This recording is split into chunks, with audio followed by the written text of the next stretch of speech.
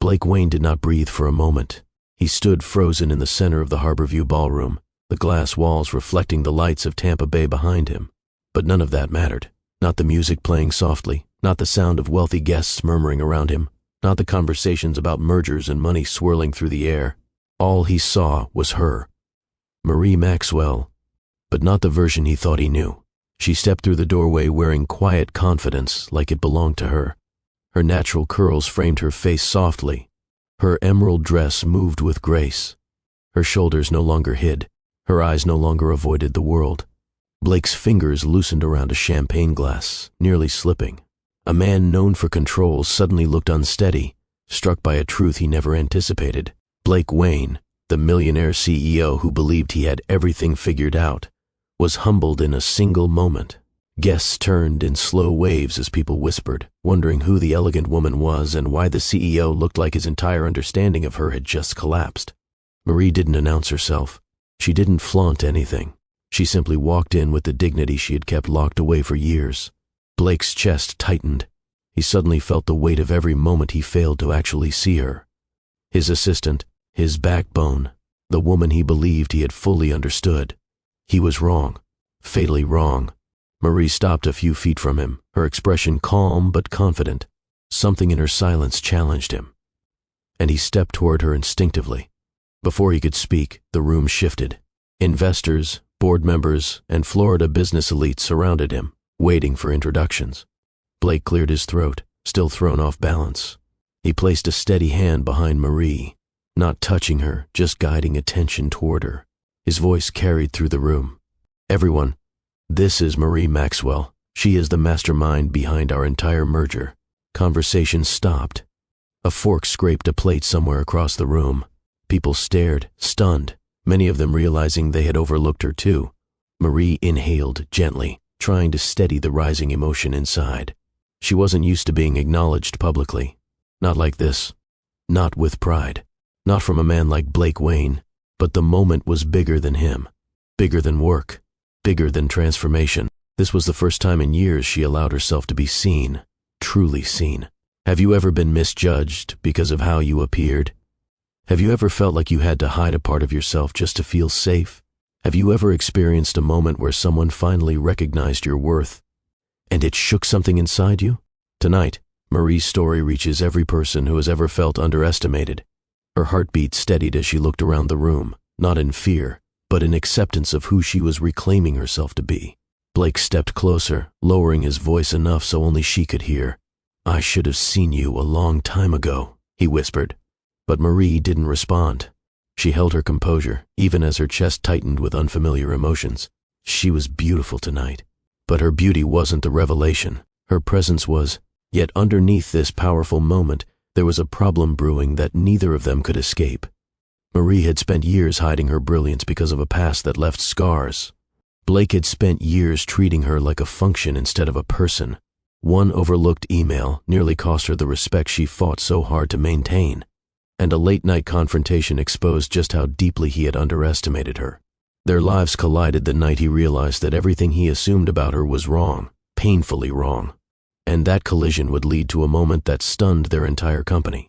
Blake would soon stand in a boardroom, facing a table filled with executives pointing blame toward Marie, and he would silence all of them as he defended her with a conviction no one had ever seen from him.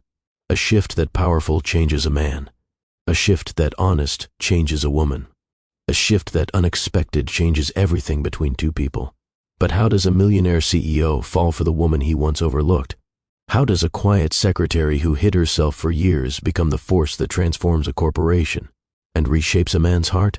And what happens when their two very different worlds intertwine so tightly it challenges their identities, their families, and the future they never saw coming? Before we go deeper, before we unfold this journey of confidence, humility, and awakening, I need to ask my beautiful audience something important. This is Mr. Brugman Stories, where powerful stories don't just entertain. They teach life-changing lessons. If you're new to this family, thank you for joining us. Please hit the subscribe button because it helps us share stories like this across YouTube. Today, we embark on a new journey, one meant to bring peace, love, and understanding to the world. Thank you for being part of our beautiful family. Your support, your comments, your engagement, They are the reason I continue creating stories that uplift the heart and strengthen the soul. God bless you as you listen to this story. I hope you have a blessed day. Before we continue this powerful journey, do me a favor. Hit that like button and drop a comment saying I'm ready. It helps you too push this story to more amazing viewers like you. Now, let's begin. The room settled after Blake's unexpected introduction, yet an unspoken tension lingered in the air, the kind that fills a space when people witness a moment they know they might talk about for months. Wealthy guests tried to return to their conversations, but many were still glancing at Marie, trying to reconcile the quiet woman they had overlooked with the confident presence standing beside their host. Blake continued speaking to investors, but his eyes drifted toward her again and again, not in a way that made the moment uncomfortable, but as if he were trying to understand how he had missed so much for so long. Marie held herself with quiet grace, but inside, a ripple of old memories moved through her. The feeling of being judged at previous jobs for being too noticeable, the meetings where her ideas were praised, but her name never mentioned, the silence she chose as protection, the armor she built because the world had taught her what visibility could cost. Her past did not walk into this ballroom with her, but it whispered at the edges of her thoughts, reminding her of every moment she learned to shrink. And this is where the audience steps in emotionally, because anyone watching this video right now has felt something similar. Have you ever been looked over simply because someone assumed they knew your story at first glance? Have you ever stayed quiet, even though your mind carried answers no one else could see? Have you ever dimmed your light because shining too brightly felt unsafe? These questions aren't abstract. They are lived experiences for countless people. What happened to Marie wasn't rare, it was familiar. People hide themselves in different ways. Through silence, through humble clothing, through lowered eyes, through staying in the background even when they have the skill to lead from the front. Marie didn't hide because she lacked confidence. She hid because confidence had been punished before. And Blake, standing there, watching her with eyes full of realization, represented another common experience. Someone finally seeing what should have been clear all along. This wasn't just about beauty. This wasn't about a dress or curls or makeup. This was about identity. It was about a woman allowing herself to step into the world without apology. It was about reclaiming the space she once surrendered. The tension thickened when an investor leaned toward Blake and said quietly, "I didn't know she handled the technical side of the merger." Blake's jaw flexed slightly. "You didn't know," he replied, "because I never gave her the visibility she earned." That honesty surprised the man, and even Marie, who overheard it. Because while Marie walked into the ballroom glowing with confidence, this moment didn't erase her past. It didn't erase the nights she worked late. It didn't erase the times she hid her intelligence so no one would steal it. It didn't erase the betrayal she went through at her previous job. Her transformation didn't come from makeup or a dress. It came from years of resilience finally meeting an opportunity to breathe. Marie hid her beauty because she once saw it used against her. She hid her brilliance because others had taken credit for it. She hid her spirit because the world had taught her that standing out could be dangerous. And Blake, without meaning to, only reinforced that invisibility by treating her as an efficient part of the system rather than a person with depth and story. One mistake nearly cost her everything. One email, overlooked by Blake, almost made her appear incompetent. In a company where perception holds power, that could have destroyed her entire career. But Marie didn't panic. She didn't stutter. She didn't crumble. She calmly showed Blake the unread email he had forwarded without review. For the first time, he saw how much he relied on her. He saw how much he overlooked. He saw how easily she could have been blamed. He saw her as more than a task-driven presence. And this brings us to the second major shock, the one that changed everything inside the company. A board meeting filled with tension, executives whispering, eyes shifting toward Marie as rumors spread that someone wanted to blame her for a numerical error. Blake stood up, voice steady and controlled. Marie Maxwell had nothing to do with this. A few people tried to push back, hinting at her involvement. Blake cut them off sharply. "If we're assigning responsibility today, we will do it honestly. Marie is the reason our merger is even viable. The error came from someone else, and we all know it." The room fell silent. A CEO defending a secretary was not common in their world. A CEO defending her that fiercely, that was unheard of. People stopped seeing Marie as background noise. They began to understand her place in the company. They saw that Blake valued her deeply. This moment cracked the foundation beneath both of them. It changed Blake's perception. It changed Marie's fear. It changed the entire dynamic of the story. But how does a man who once overlooked her become the man who protects her? How does a woman who hid her true self become the person who changes his entire understanding of connection? And what happened between them that made hiding impossible for both of them? The ballroom slowly returned to life, but only on the surface. Conversations resumed in short bursts. Glasses clinked. Businessmen adjusted their ties. But beneath all of that, something had shifted in the atmosphere. A moment of truth had cracked open, and everyone could feel it lingering like heat after lightning. Marie stood beside Blake, listening as investors asked questions about the merger she had carried on her back for months. Her answers were thoughtful, confident, steady, traits she had always possessed, but rarely displayed publicly. Tonight, she finally allowed her voice to stand without shrinking. Blake didn't interrupt her. He didn't talk over her. He didn't step in to take credit. He watched her with a quiet awareness that came from humility, the kind that arrives only when a person realizes they've overlooked something precious. Marie felt that gaze, even though she didn't fully understand it. She kept her composure, but inside, emotions moved in directions she hadn't expected tonight. For years, she let her brilliance operate in the background. Tonight, her light stepped forward, and the world adjusted to it. Have you ever reached a moment when the world finally caught up to the truth you carried inside yourself? A moment when you could no longer pretend to be small? A moment when your own reflection surprised you? Because that's where Marie stood, at the edge of a new version of her life, unsure whether to trust it but unable to deny it. And Blake, he was facing a different kind of reckoning. For the first time, he had to confront the reality that he never truly looked at the woman standing 2 feet from him every single day.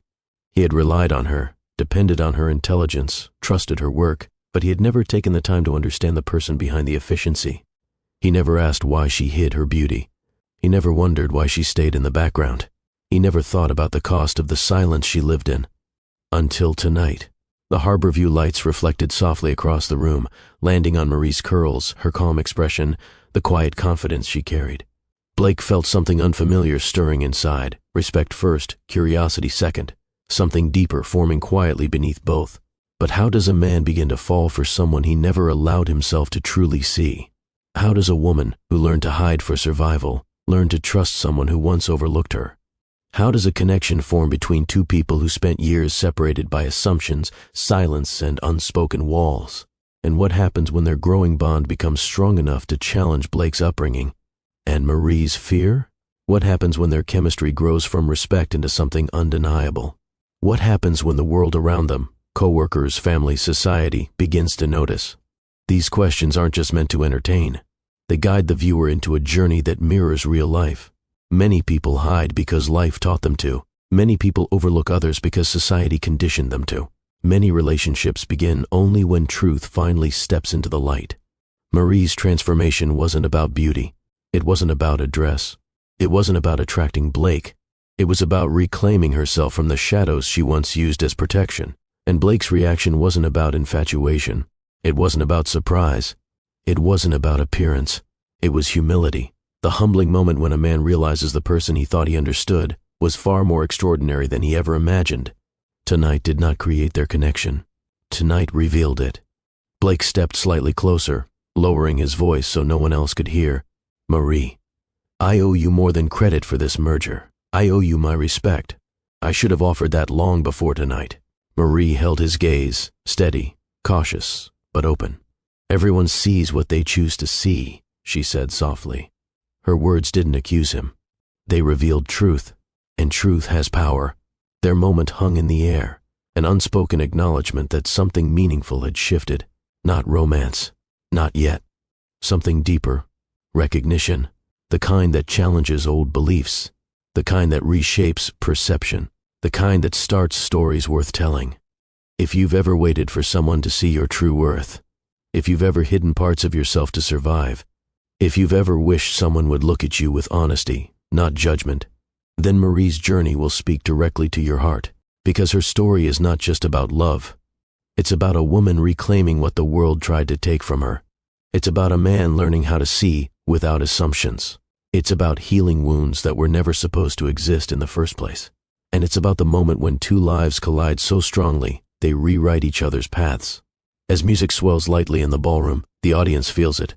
The promise of a story filled with emotional growth, cultural meaning, personal transformation, family values, and a love that rises slowly but powerfully. And now the hook prepares the viewer for the full experience. Before we move forward into this powerful journey of confidence, humility, courage, and unexpected love, do me one favor. Tap the like button and drop a comment saying I'm ready. Your engagement helps this story reach more hearts across YouTube, and it supports the mission of Mr. Brugman Stories. Let's walk into this story together. Let your heart be open. Let your mind be still. And let this journey remind you that your worth was never meant to be hidden. The sun had barely cleared the horizon when Marie Maxwell stepped off the bus near downtown Tampa, her steps measured, her breath steady, her posture collected. Humidity pressed softly against her skin as she approached the towering glass buildings, each one catching the early morning light like polished mirrors lined along the streets. The city was fully awake, commuters hurrying with coffee cups, the muffled sound of horns from the nearby bay, palm trees shifting in the morning breeze. But Marie moved through it like someone determined not to disturb the air. Her clothes were chosen with intention, not by accident. A beige blouse loose enough to blur the softness of her shoulders. A pencil skirt that fell below her knees, tailored just tightly enough to look neat but never inviting comment. Her shoes never clicked sharply on the floor. She chose pairs designed to blend, not stand out. Oversized glasses hid half her face, the lenses faintly smudged so anyone looking directly at her would catch the reflection instead of her eyes. To the world, she looked like someone passing through life quietly, purposefully unnoticed. To Marie, this was safety. She entered the Wayne Company building with her ID pass already in hand. The lobby greeted her with polished floors, steady airflow, and conversations echoing softly off the high ceilings. She greeted the security guard with a small nod, not out of rudeness, but habit, and made her way toward the elevator. Inside the elevator, a few co-workers entered behind her. One man discussed a client's deadline, another whispered about an upcoming meeting. Marie said nothing. She held her folder close to her chest, her gaze lowered. If spoken to, she would respond politely, clearly, without giving more than necessary. She mastered the art of existing without distracting anyone. But invisibility came with reasons. Her mother's voice still lived in her memory, warm, wise, layered with the strength of a woman who had survived more than she ever complained about. "Baby," she once said, "sometimes you don't hide because you're small. You hide because the world ain't ready for your shine yet. Silence gives you room to think, room to move, room to stay safe." Those words shaped Marie's adulthood like quiet rules etched beneath her skin. Her mother had learned early that life didn't always treat women equally, and the difference doubled when you were a black woman walking into professional spaces filled with people who assumed they understood you before you spoke. So Marie learned to control the narrative. She didn't give people anything to judge. She didn't allow them to twist her confidence into threat. She didn't offer too much of herself for anyone to use. The elevator reached the 32nd floor, Wayne Company headquarters, where ambition seemed to live heavier in the air. The hallway buzzed with professionals in pressed clothing, screens reflecting off their faces, deadlines in their eyes. Yet Marie walked calmly, moving like someone who had mastered her rhythm long ago. Her desk sat outside the corner office of Blake Wayne, a man whose world operated on precision, focus, and influence. She never took up too much space. Her chair tucked neatly, her folders aligned perfectly. Her pen cups never overflowed, but if anyone paid attention, they would have noticed something subtle. Marie's brilliance revealed itself in small, consistent ways. A coworker approached her desk now, tapping hesitantly on the side. "Marie, sorry to bother you. I'm having trouble finding the latest compliance sheet for the Carter project. I thought it was in the system, but..." Marie didn't rush. She didn't sigh. She didn't show annoyance.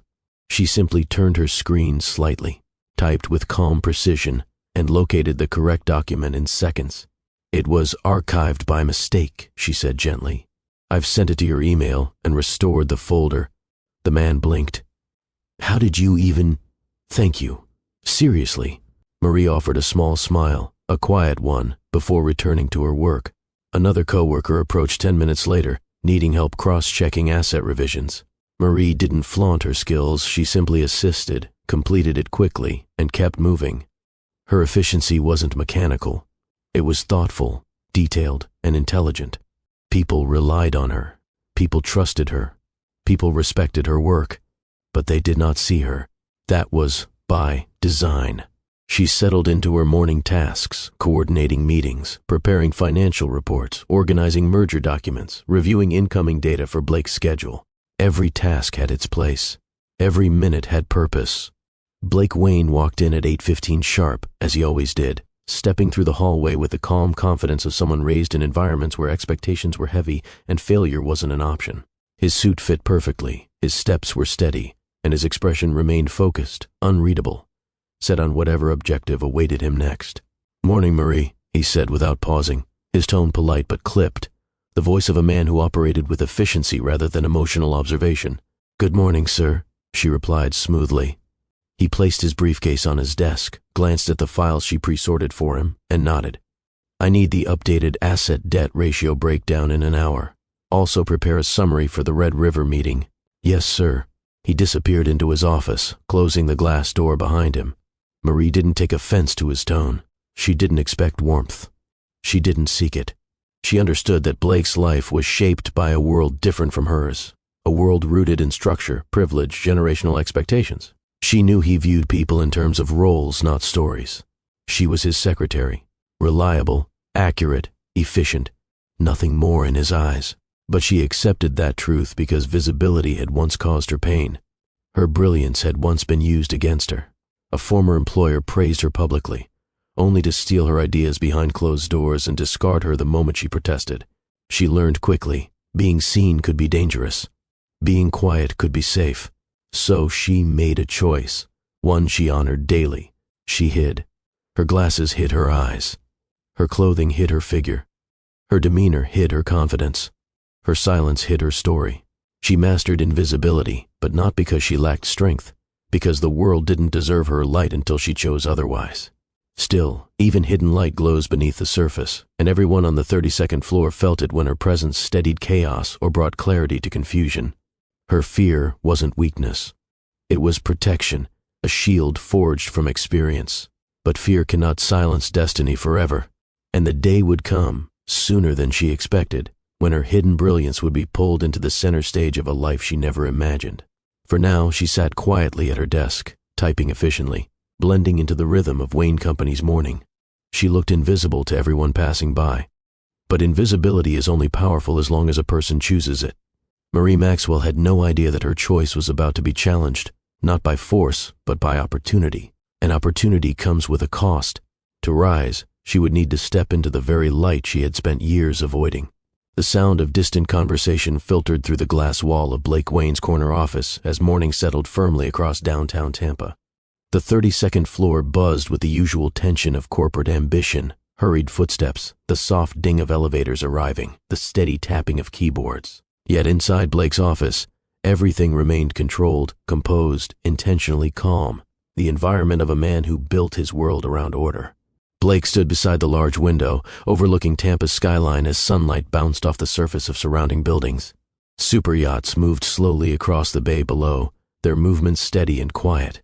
His morning coffee sat untouched on his desk, steam fading into the room. He was already analyzing numbers in his mind, projections, estimates, timelines, decisions that held weight for thousands of people. This was the world he was raised for. Sarasota was where his story began. A place where life moved with a kind of smooth confidence shaped by generational wealth. His father taught him about company expansion long before he learned multiplication. His mother taught him posture, tone, and the social expectations tied to their name. Blake grew up in rooms where emotions were quiet, decisions were loud, and mistakes were not tolerated. Pressure wasn't something he carried. Pressure was the environment he breathed. He learned early to assess people based on what they contributed. Performance, capability, reliability. Emotions were not part of the equation. Feelings were variables that couldn't be controlled, so he learned to navigate around them entirely. This mindset followed him into adulthood and shaped how he managed Wayne Company's corporate division. He didn't mean to be cold. He simply learned to view people through function, not story. A person was dependable or not, efficient or not, useful or not. This worldview explained why Marie Maxwell, the woman sitting just outside his office door, lived in his mind as little more than a role.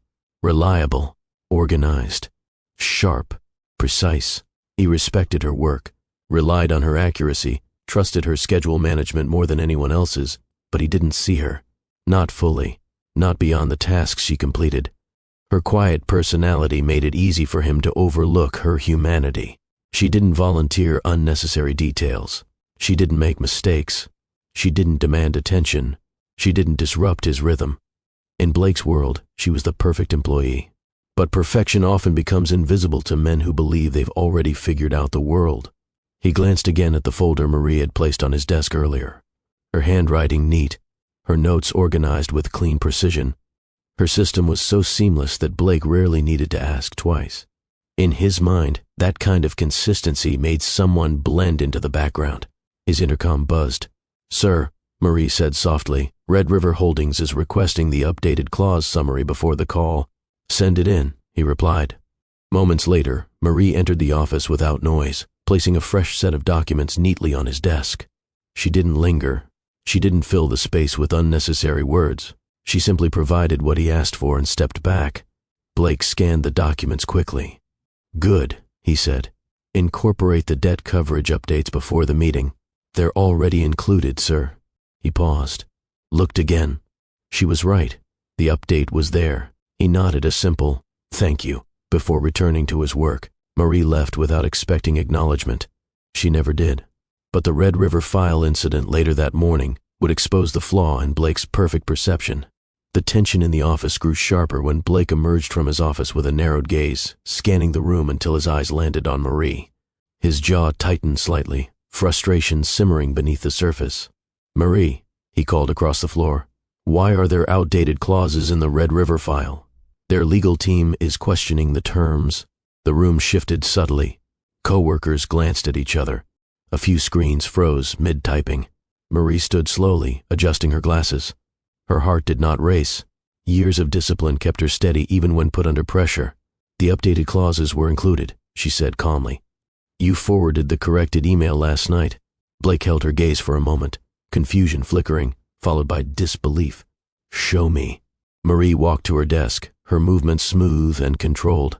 She opened her email, clicked the thread, and pointed to the timestamp, 11:18 p.m.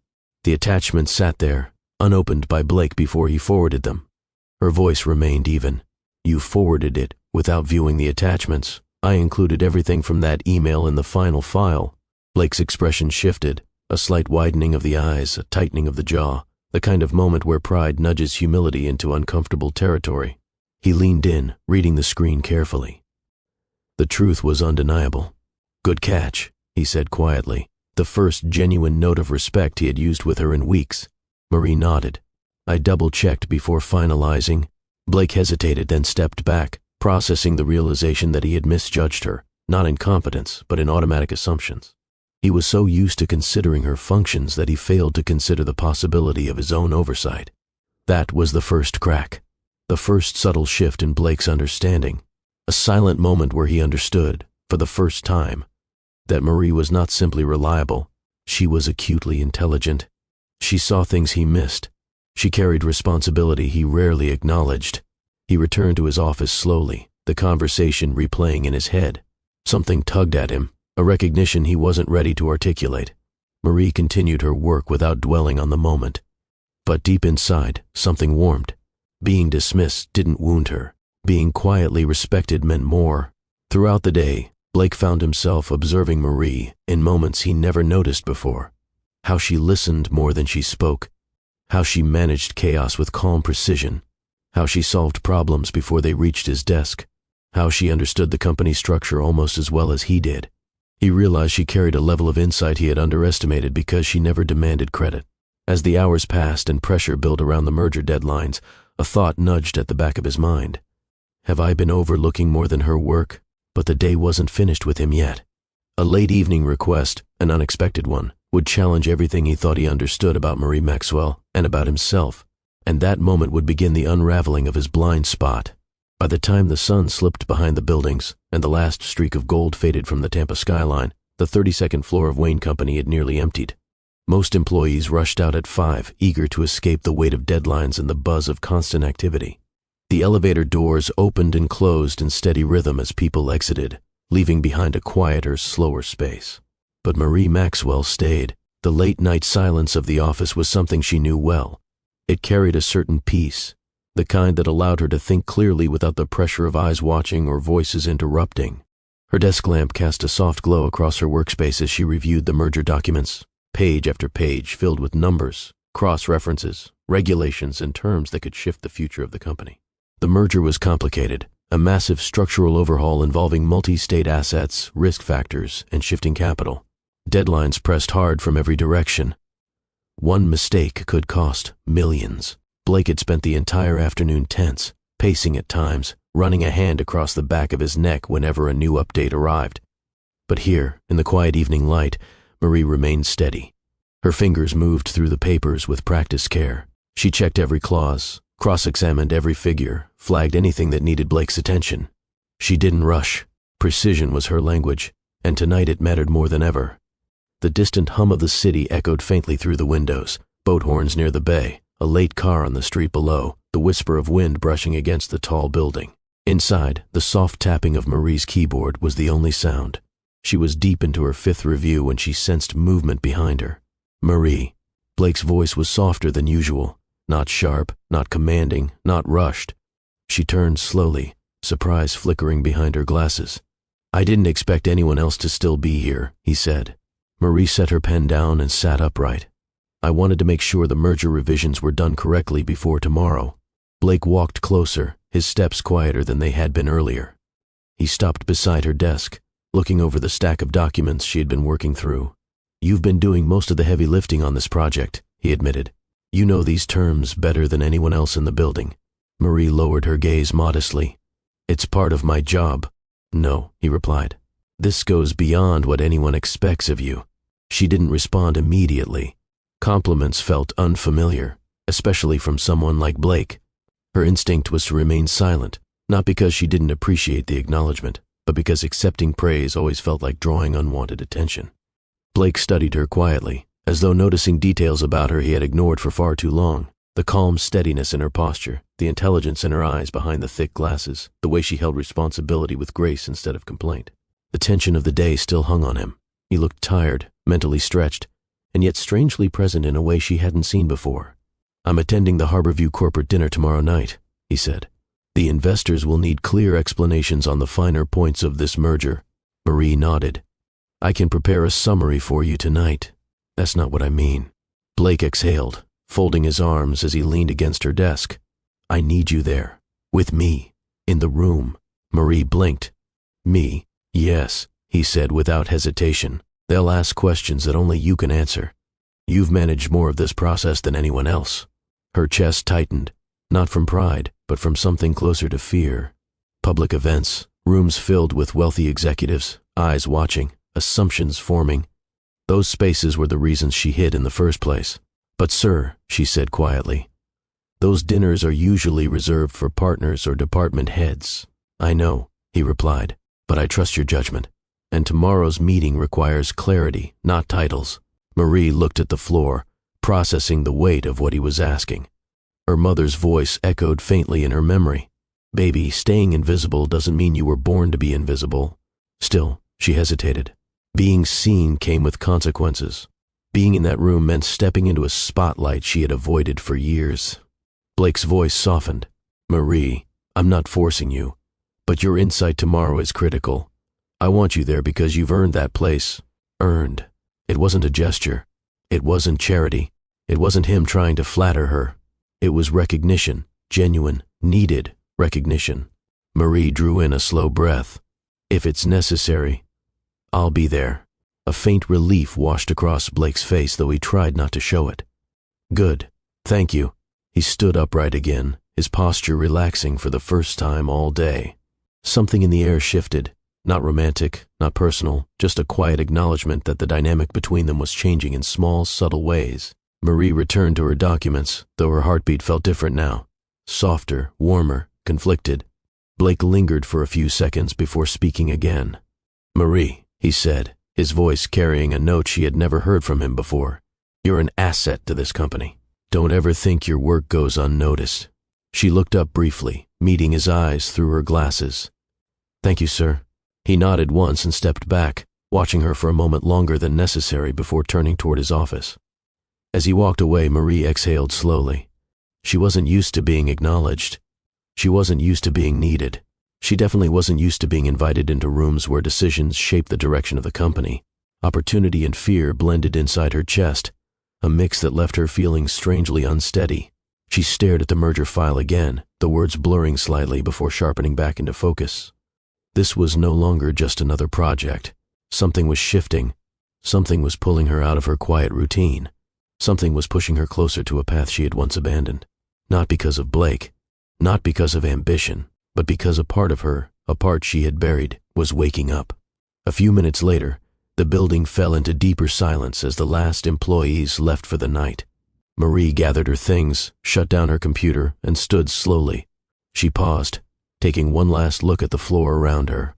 This office had been her shield for 3 years, her place to work without judgment, her place to blend, her place to avoid the world's sharp gaze. But tomorrow evening, she would walk into a room full of powerful people.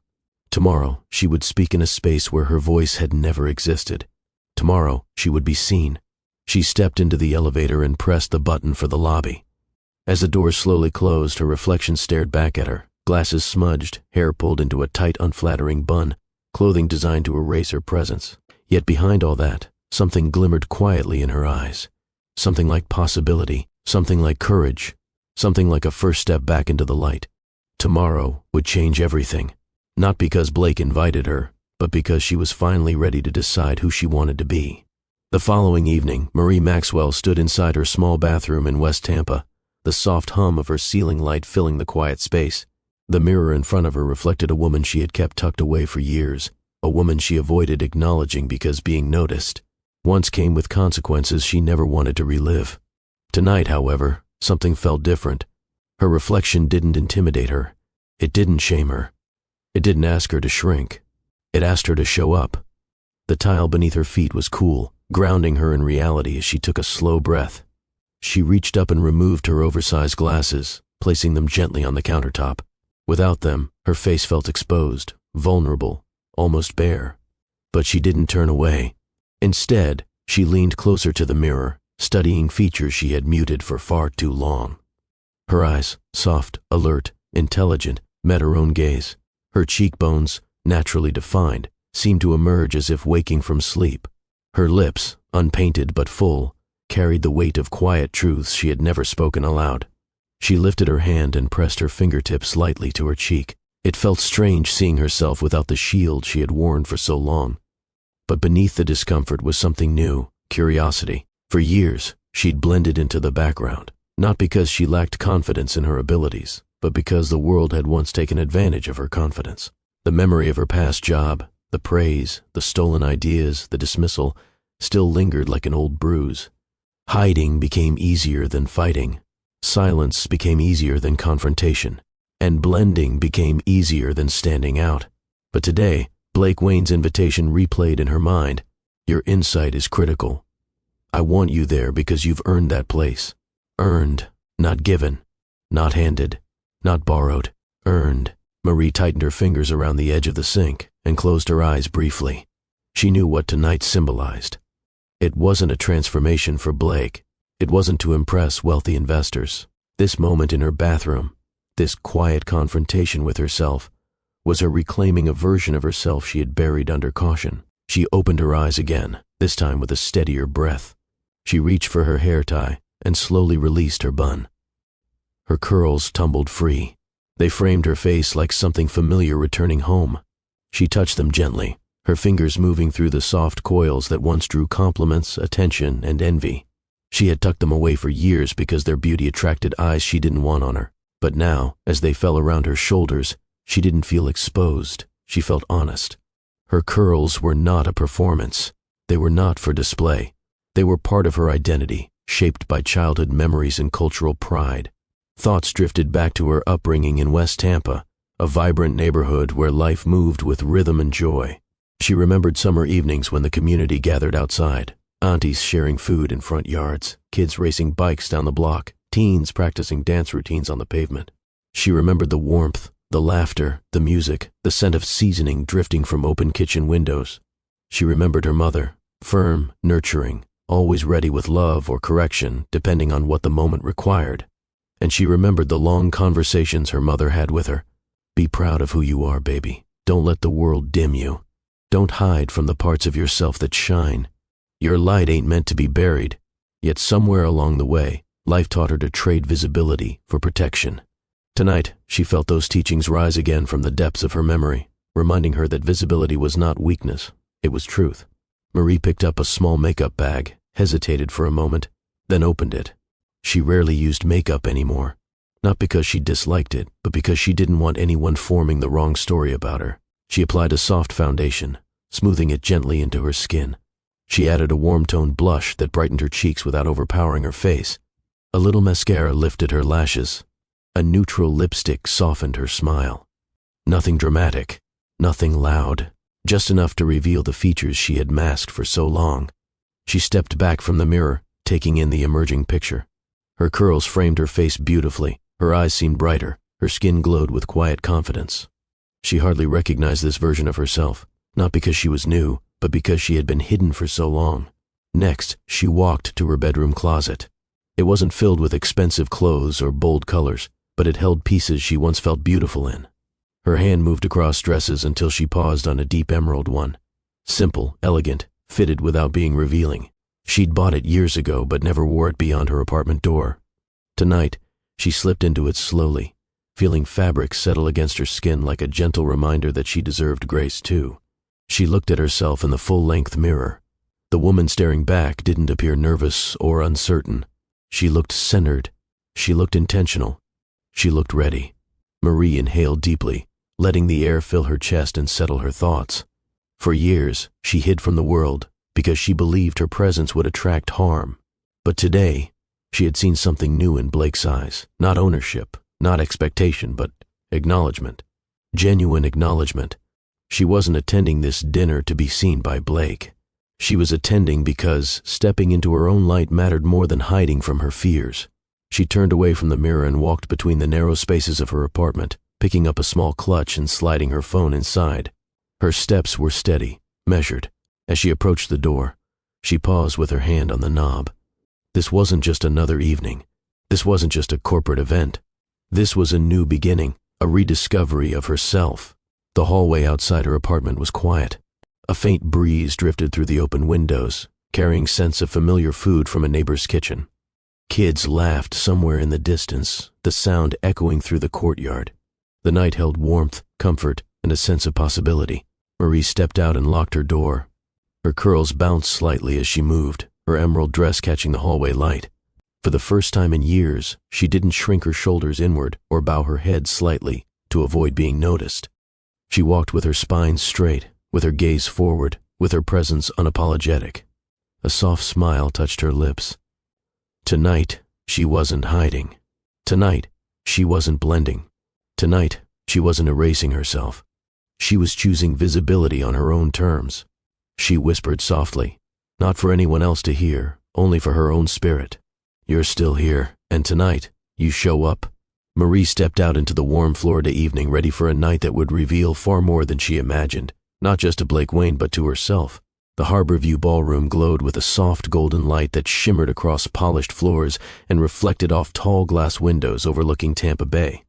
Outside, the water moved gently under the evening sky, the final hints of sunset resting on the horizon. Inside, Florida's most influential investors, executives, and entrepreneurs mingled while servers glided between them, carrying trays of champagne and carefully arranged hors d'oeuvres.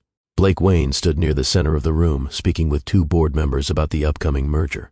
He wore a tailored charcoal suit that fit him with quiet authority, his posture straight, his expression composed. He was used to nights like this, nights where conversations carried the weight of deals and money flowed between words. He stood in these rooms effortlessly, raised to navigate them with a level of ease that came from years of preparation. But tonight, something inside him was restless. He checked the time briefly, then glanced toward the entrance almost unconsciously. She should arrive soon. He didn't know why he was waiting for her so intently. But the moment he invited Marie to this dinner, something shifted in him, something quiet, something unspoken. He turned back to the investors, nodding politely as they discussed projections, but his attention drifted again when a subtle hush fell across the room. Heads turned toward the entrance. Conversation slowed. Eyes widened subtly. Blake followed their gaze, and he froze. Marie Maxwell stepped into the ballroom. The room didn't fall silent because her dress sparkled or because she entered dramatically. She didn't walk in craving notice. She walked in simply, but with a grace so natural it commanded attention. Her curls framed her face softly, glowing in the ballroom light. Her emerald dress complemented her complexion perfectly, flowing gently around her figure. Her shoulders were relaxed, her chin lifted, her step steady and confident. Her eyes carried a quiet clarity that came from knowing this moment wasn't about impressing anyone. It was about reclaiming herself. Blake forgot to breathe. This wasn't the Marie he saw behind a desk, hidden behind glasses and oversized blouses. This was Marie without the armor, Marie without limits, Marie stepping into her rightful space. And for the first time, Blake felt something unfamiliar inside him, a sudden sharp realization that he had never actually looked at her. He took a small step forward without meaning to. Marie saw him, pausing briefly before offering a polite smile, one that held warmth but also a hint of nerves. She wasn't used to this world. She wasn't used to being the focal point in a room filled with powerful people. But the strength she gathered in her bathroom earlier remained with her, steady and grounding. Blake excused himself from the investors mid-sentence and walked toward her. Each step felt like a shift inside him, each breath heavy with the realization that she had always been remarkable. He had simply never seen past her silence. "Marie," he said softly, almost breathlessly, stopping just in front of her. His voice carried no performance, no professional edge, no CEO-like authority. It held truth. "You look." She waited. He took a quiet breath, choosing honesty. "Like yourself." Something inside her settled. That was the answer her soul needed. Not flattery, not surprise, but recognition. Before she could respond, a small circle of investors approached. "Blake," one of them said, "we were just discussing the clause revisions. Do you have the updated breakdown?" Blake didn't look away from Marie. "Yes," he replied, "and Marie is the person who prepared the foundational structure behind those updates." The investors turned their attention toward her, curiosity flickering in their expressions. Blake continued, his tone warm, confident, undeniably proud. "Everyone, this is Marie Maxwell, the mastermind behind our entire merger." The room shifted again. This time, it wasn't shock, it was respect. Marie felt it wash over her, a quiet wave of acknowledgement she never expected in spaces like this. For years she worked silently, content to stay behind the scenes. But now she stood in the center of a ballroom, filled with people who shaped Florida's financial landscape, being introduced as the driving force behind a major corporate move. One of the investors extended a hand. "It's a pleasure to meet you. Marie Blake talks about your work often." Marie offered a modest smile. "Thank you. The merger has been a collaborative effort, but I'm glad to provide clarity." Another investor asked her a question about asset transitions. Marie explained with composed precision, her voice steady, her words clear. Blake stood beside her, not to lead the conversation but to observe, really observe, the depth of her intelligence. He watched as she answered questions with ease, saw how her mind worked, how she navigated complexity with grace. He watched investors nod, impressed not by her appearance, but by her knowledge. And that impressed him even more. For the first time, Blake saw Marie not as someone who kept his office running, but as someone who carried the intellectual weight of decisions that altered the trajectory of the company. A spark flickered inside him, not romantic, not desire, but awakening. This was a woman he should have respected long ago. Marie felt his gaze on her occasionally, a steady presence she couldn't quite understand. It wasn't the gaze of a man seeing beauty. It was the gaze of a man realizing he had underestimated someone who stood beside him every day. After several conversations, as the room shifted into smaller groups, Blake leaned slightly closer. "You handled that flawlessly." She shook her head lightly. "I just answered their questions." "No," Blake said, his voice low. "You guided the room. You carried the entire explanation. They listened to you." A flutter moved through her chest, one she quickly dismissed. She wasn't here for praise. She was here to contribute to the merger's clarity. But she couldn't deny the warmth that rose at being acknowledged sincerely. Another cluster of executives approached Blake, pulling him briefly into conversation. Marie stepped aside, giving him space, but her eyes drifted toward the windows. The view was breathtaking, city lights dancing across the bay, the reflection of boats shimmering on the water. For a moment, She allowed herself to take it in. This world was foreign to her, yet she didn't feel out of place tonight. She felt present. She felt seen. When Blake returned to her side, his voice softened. "I'm glad you came," he said simply. Marie looked at him, her expression steady. "I'm glad I decided to." Their eyes met, just for a pulse, a quiet moment filled with something new. Not tension, not attraction. Something deeper, something forming carefully between two people learning to understand each other beyond assumptions. A spark, gentle but undeniable. A spark that neither of them knew how to name yet. But it was enough. For now, it was enough. The Harborview ballroom remained lively as the evening continued, but Marie felt her energy settle into something calm and reflective. She had navigated conversations she never imagined, answered questions from influential people with ease, and stood confidently beside a man who was suddenly looking at her through new eyes. But as the event wound down, the weight of the long day began to tug at her shoulders. She needed air, just a moment to breathe outside the shimmer of chandeliers and polished floors. Blake noticed her glance toward the exit. "Are you ready to head out?" he asked gently, not with the usual clipped professional tone, but with something quieter, almost considerate. Marie nodded. "Yes, it's getting late." "I'll drive you home," he said immediately. She hesitated for a moment, not because she doubted him, but because old habits resurfaced, habits built around avoiding attention, avoiding assumptions, avoiding closeness. But tonight had already been a night of stepping into unfamiliar space. Maybe allowing him to drive her wasn't a risk. It was simply a continuation of this new choice to stop hiding. "All right," she said softly. They walked together through the ballroom, down the hallway, and into the cool Florida night. The breeze off the bay brushed against their faces, carrying the scent of salt water and distant boat fuel. The contrast between the ballroom's warm glow and the night's quiet openness felt grounding. Blake opened the passenger door for her, something he didn't do out of habit, but out of intention. Marie slid into the seat, smoothing her dress lightly before buckling her seatbelt. Blake walked around to the driver's side, his movements steady, almost thoughtful. As he pulled out of the parking lot, the city lights reflected across the windshield. Downtown Tampa looked different at night, slower, softer, more forgiving. Marie rested her hands on her lap, her curls brushing lightly against her shoulders each time the wind shifted through the opened window. For a few moments, silence filled the car, not awkward, not tense, just gentle, as if both of them were adjusting to a new space between them. Blake broke it first. "You surprised everyone tonight," he said quietly, his eyes still on the road.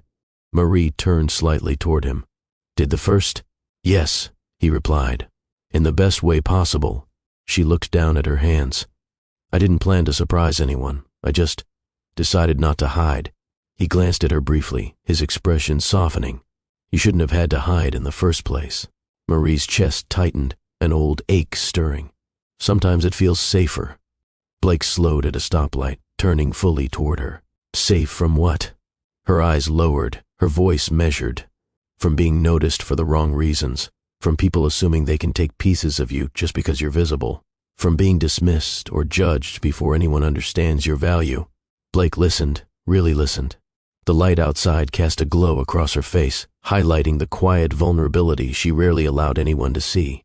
"What happened to make you feel that way?" he asked, his voice low but sincere. Marie hesitated, but the night air felt honest, unforced. She let herself speak.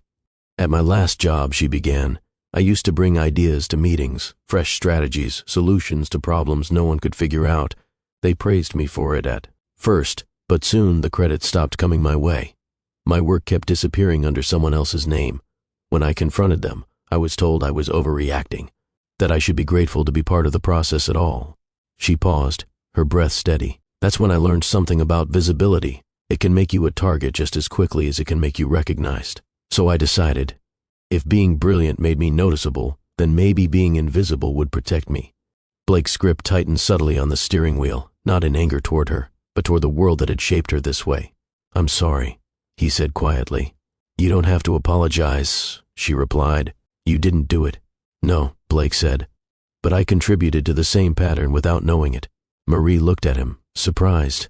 "You were carrying so much responsibility at Wayne Company," he continued. "I relied on you. I trusted your work. But I never asked about your experience. I never tried to understand what you needed or what you were carrying. I saw your efficiency. But I didn't see you. Silence filled the car again, but this time it was thick with truth. Marie swallowed gently. You weren't unkind. I wasn't paying attention, he said. And that isn't much better. She looked out the window, watching palm trees drift past under streetlights. His honesty unsettled her, not because it hurt, but because it was rare. Too rare. A few minutes later, Blake continued, his voice softer now. You know, I grew up in a world where people approached me for what they could gain. Every friendship, every relationship carried strings. I learned to see people through roles, partners, clients, employees, responsibilities. It became automatic. I didn't even realize I was doing it. Marie listened quietly. I trained myself not to look too deeply, he said, because depth made things complicated. Roles were easier.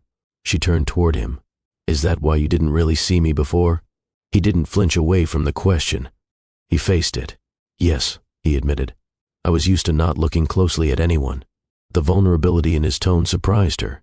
Blake Wayne, who navigated boardrooms with sharpness and authority, now spoke with a sincerity that felt almost fragile. Tonight, he exhaled slowly. Tonight made me realize how much I've missed. Marie blinked, unsure how to respond. Blake continued, choosing each word carefully.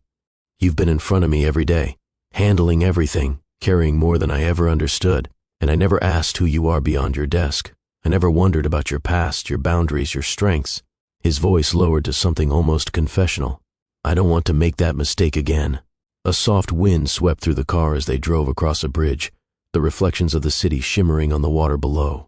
The rhythm of passing lights flickered across Marie's face, revealing emotions she tried not to show. Grief, relief, gratitude, confusion, all shifting inside her. She looked out at the city, then back at him. Blake, this is complicated, she said gently. I know, he replied, but sometimes complicated is where truth lives. They drove in silence for another minute before Blake pulled into her neighborhood. The street lamps glowed warmly along the quiet road. Families lingered outside on porches, children's laughter fading into the night air. He stopped in front of her building. Marie unbuckled her seatbelt slowly, but didn't open the door yet. The moment hung between them, unspoken, delicate, real. Blake turned to her once more. Marie. His voice carried sincerity layered with something cautious but hopeful. Whatever you choose to do with your life, I want to understand you, not just work with you. I want to see you, truly. Her heartbeat fluttered, not out of fear, but out of the weight of being acknowledged after so many years of silence. Good night, Blake, she whispered. He nodded, understanding that tonight was not about rushing anything. It was about a shift, small but meaningful. Marie stepped out of the car, closing the door gently behind her. She took a few steps toward her apartment building, then paused. The night breeze moved through her curls, and she placed a hand on her chest. She breathed deeply, feeling something lifting inside her. A truth formed quietly in her mind. She whispered it to herself. You're done hiding. And as she walked toward her door, the Florida night wrapped around her like affirmation. The Florida sun rose early the next morning, pouring warm light across the downtown towers as the city eased into its weekday rhythm. Inside Wayne Company, employees filtered in with coffee cups, laptop bags, and half-finished conversations. The atmosphere was its usual mix of ambition and urgency, until the elevator doors opened on the 32nd floor. Marie Maxwell stepped out. No glasses, no shapeless blouse, no muted colors, no shrinking posture. Her curls fell naturally around her shoulders, soft but defined. She wore a simple tailored navy skirt paired with an elegant cream top, professional, refined, confident. She didn't dress loudly. She didn't demand attention. She simply existed without erasing herself. And that alone transformed the entire room. The shift happened instantly. A whisper trailed across the rows of cubicles like a gentle current. Someone paused mid-sip of coffee. Another stopped typing. One of the junior analysts accidentally printed the same document 3 times because he couldn't stop staring. Is that Marie? Someone murmured. When did this happen? Another whispered. She looks different. No, she looks like she finally decided to show up. Footsteps slowed. Conversations fizzled. The energy in the office didn't turn hostile. It turned curious. People who had passed Marie every day without noticing her now found themselves suddenly aware of the woman behind the work. Her presence didn't demand attention. It commanded respect. She walked with purpose, her posture steady, her gaze forward. She didn't rush. She didn't fidget. She didn't shrink. Every step was intentional. Every breath was her declaring to herself, "Not the office. I am done hiding." When she reached her desk, she placed her bag down neatly and powered on her computer. The hum of the machine came alive beneath her fingers. Her expression was composed, but if someone looked closely, they might notice something subtle behind her calm, quiet determination. From behind the glass wall of his corner office, Blake Wayne saw her the moment she stepped off the elevator. His reaction wasn't loud. It wasn't dramatic. It wasn't what the office expected.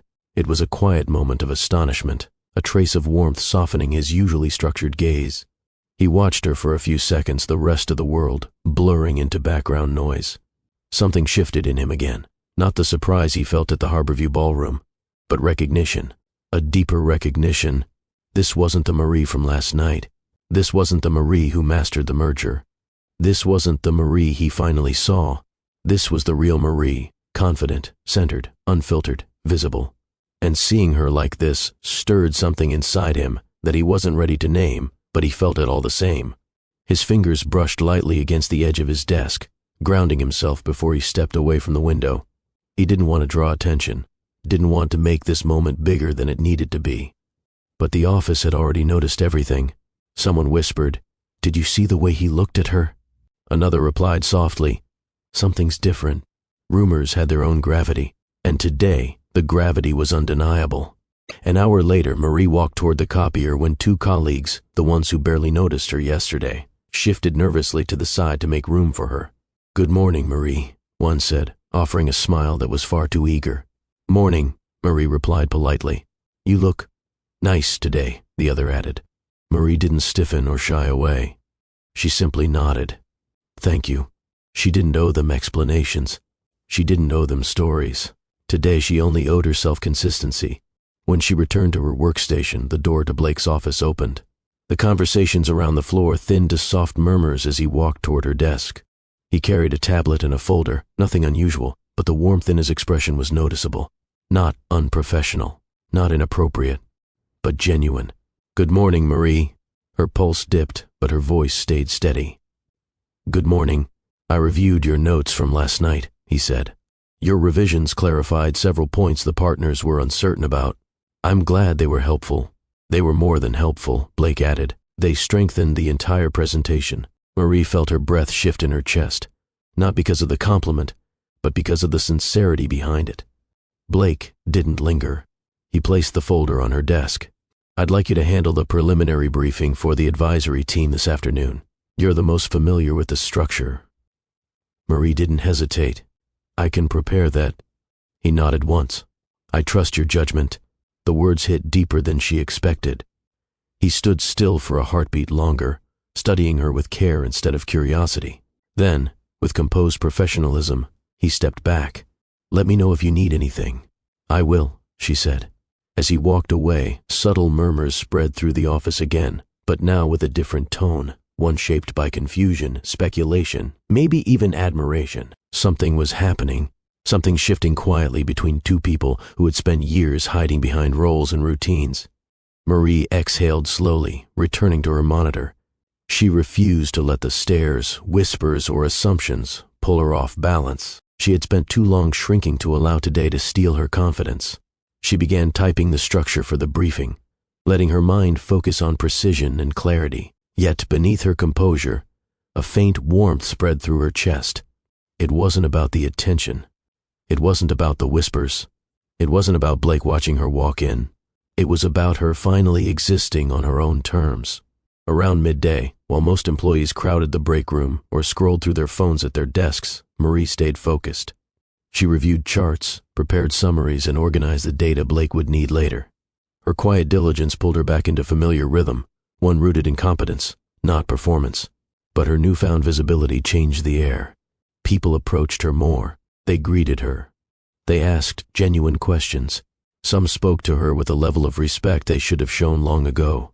She didn't respond with arrogance or discomfort. She responded with steady professionalism. She was still the same person. She had simply decided to stop hiding. Shortly before lunch ended, Blake walked past her desk again. He slowed, as if contemplating something, then turned slightly. "Marie," he said softly, "are you free after work today?" Her fingers paused above her keyboard. "Yes." He nodded.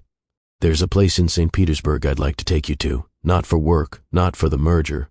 A real dinner." A real dinner. Her heart gave one steady, noticeable thump. Around them, someone choked on their coffee. Someone else stole a glance. A whisper spread like a quiet wave across the room. Marie inhaled slowly. This moment wasn't about rumors or perception. It wasn't even about the invitation. It was about trust, possibility, human connection emerging through the cracks of two guarded lives. She met Blake's eyes. "Yes, I'm free." He smiled. Not a wide smile, not an office smile, but a soft one that held sincerity. "I'll pick you up at 6.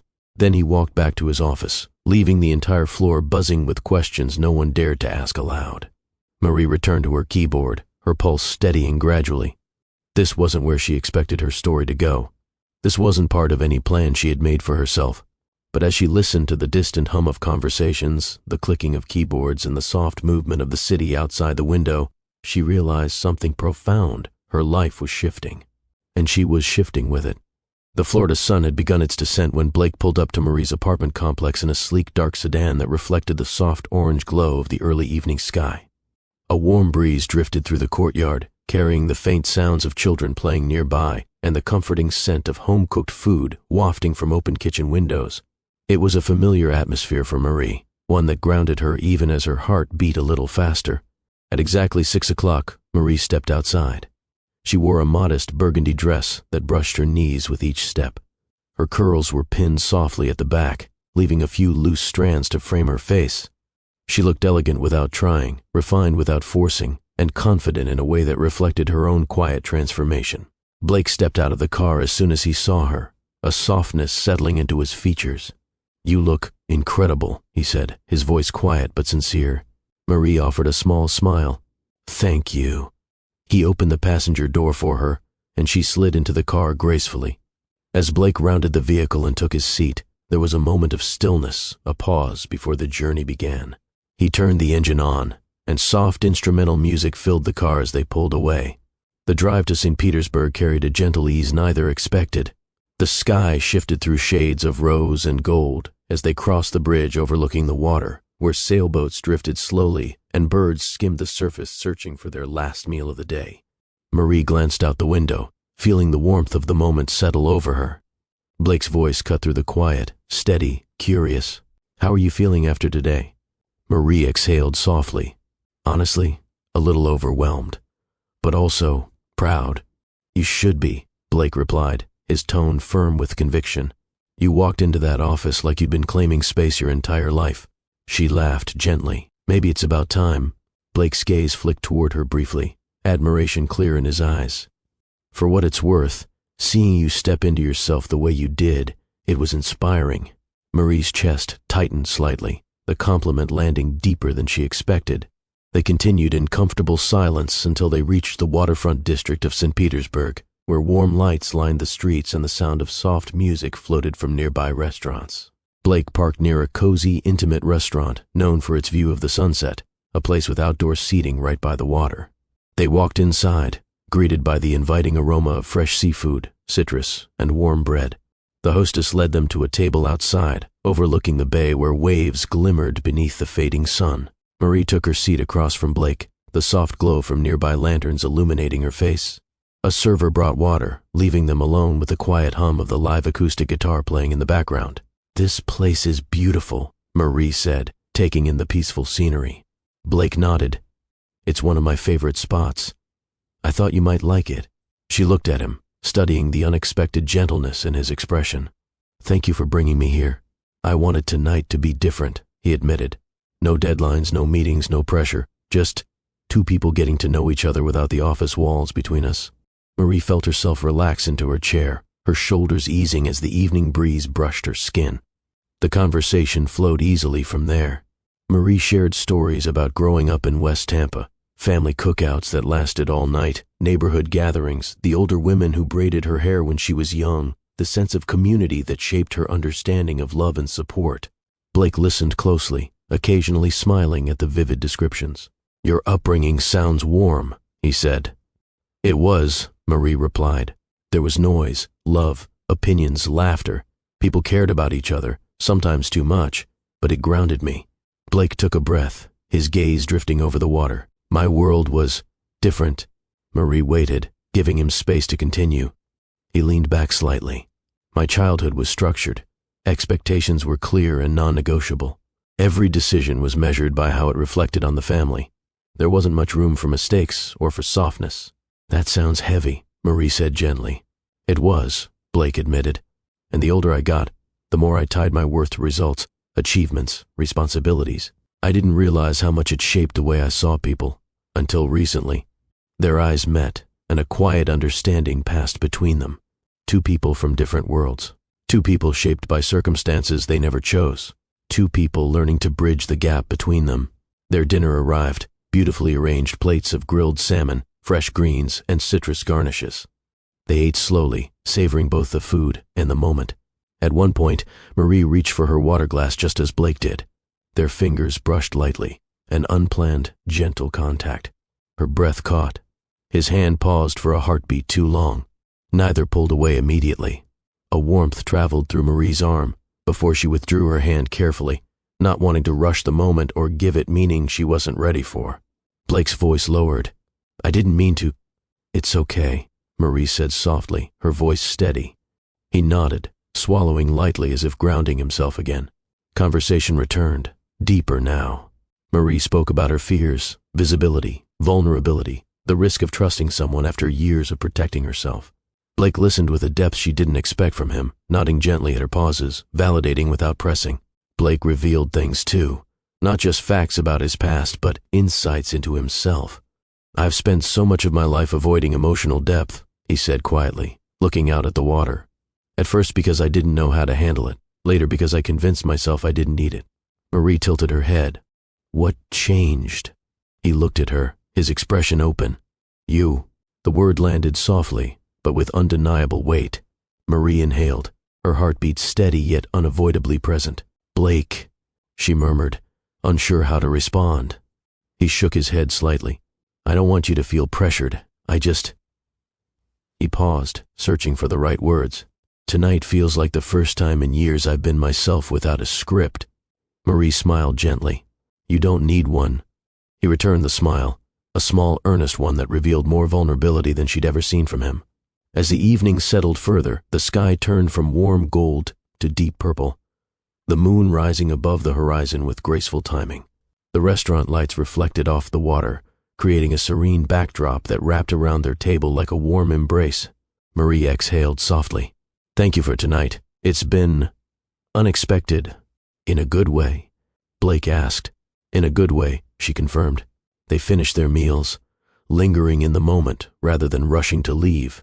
It wasn't the kind of date filled with theatrics or forced romance. It was quiet, genuine, two people learning each other's rhythms.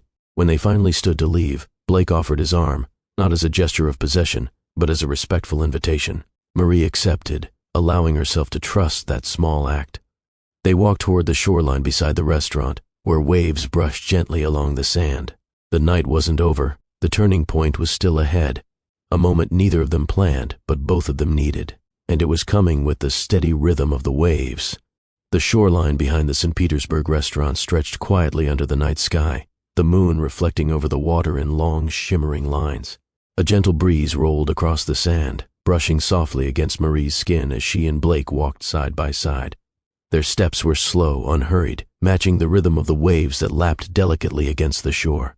The laughter and music from the restaurant faded behind them, replaced by the steady hum of nature, something grounding, something intimate. Here, away from business meetings, away from polished floors and glass offices, Blake Wayne looked less like a CEO and more like a man finally allowing himself to release tension he'd carried for years. Marie glanced at him briefly as they continued to walk. His shoulders, usually stiff with responsibility, were relaxed. His expression was thoughtful, almost uncertain, as though he was preparing to share something he had kept guarded for far too long. They stopped near a curve in the shoreline, where a few rocks formed a quiet barrier between the sand and the water. Blake looked out over the bay, exhaling slowly before speaking. "Marie," he said gently. "There's something I need to tell you." She turned toward him, giving him her full attention. She didn't interrupt. She didn't rush him. She simply waited. Blake ran a hand through his hair, not the controlled, polished gesture he used in meetings, but a genuine one shaped by emotion. "Tonight, I realized something about myself. Something I've been avoiding for years." Marie's brows tensed slightly, not in judgment, but in concern. "What is it?" He swallowed, gathering the courage to continue. "I never learned how to see people," he admitted softly. "Not deeply, not beyond what they represented. Everything in my life revolved around expectations. Be strong, be focused, be in control. Emotions only complicated things, so I trained myself to keep distance." Marie listened quietly, the wind carrying his words between them. "When I was younger," he continued, "whenever someone approached me, it felt like they wanted something. A connection to the Wayne name, an advantage, a favor. Eventually, I convinced myself it was easier to classify people instead of engaging with them." He chuckled under his breath. But it wasn't a laugh of amusement. It was the sound of someone recognizing a painful truth. Titles, roles, contributions. That's how I made sense of the world. If someone was efficient, reliable, productive, I valued them. If someone wasn't, I didn't look deeper. Marie's chest tightened, not with hurt, but with empathy. Because what he was describing wasn't coldness. It was survival in the environment he had been raised in. Blake continued, his voice lower now. "And then there was you." Marie's breath hitched softly. "Me." "Yes," he said, turning fully to face her. "You were precise, reliable, quiet, focused. So I put you in that category. Someone who kept my world running smoothly. Someone I depended on professionally. But that was it. I didn't look past the surface." His gaze softened, regret warming the edges. "That wasn't fair to you." Marie lowered her eyes briefly. "You didn't know."